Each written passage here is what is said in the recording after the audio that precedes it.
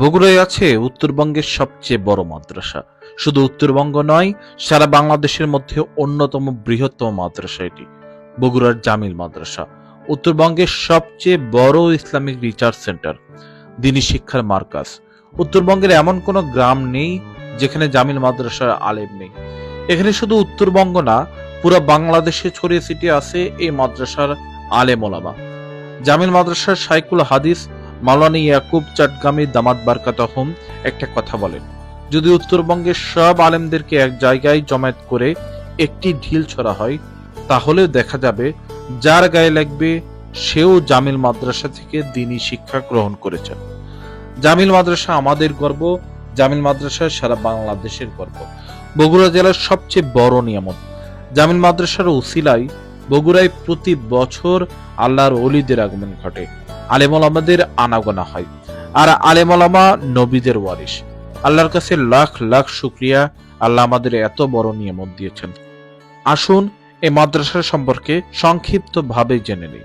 আল জামিয়া আল ইসলামিয়া কাসেমুল উলুম বগুড়া, সংক্ষেপে জামিল মাদ্রাসা, বগুড়া শহরের চকফরিদ কলোনি এলাকায় অবস্থিত একটি কওমি মাদ্রাসা।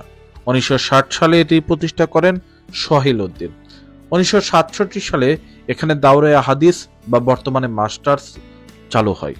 1971 সালে বাংলাদেশের স্বাধীনতা যুদ্ধের পরবর্তী সময়ে জামিল গ্রুপের মালিক পক্ষ করাচি চলে গেলে মাদ্রাসাটি সাময়িক বন্ধ হয়ে যায়। তবে তৎকালীন বগুড়া জেলার খাদ্য নিয়ন্ত্রণ কর্মকর্তা আব্দুল কাইয়ুমের তৎপরতায় মাদ্রাসাটি 1981 সালে পুনরায় চালু হয়। দুর্ভিক্ষর সময় মাদ্রাসাটি টিকিয়ে রাখার জন্য শিক্ষকরা বিনা বেতনে শিক্ষকতা করেছিলেন। বর্তমানে এখানে তাফসির, আরবি সাহিত্য, তাজবিদ, ইসলামী আইন ও গবেষণা বিভাগ চালু রয়েছে। 2024 সালে এই মাদ্রাসার ছাত্র সংখ্যা 3000, শিক্ষক 84 জন। মাদ্রাসার মাঝে আছে সাদা মসজিদ, তার চারদিকে একাডেমিক ভবন, আলেম ওলামাদের থাকার ব্যবস্থা।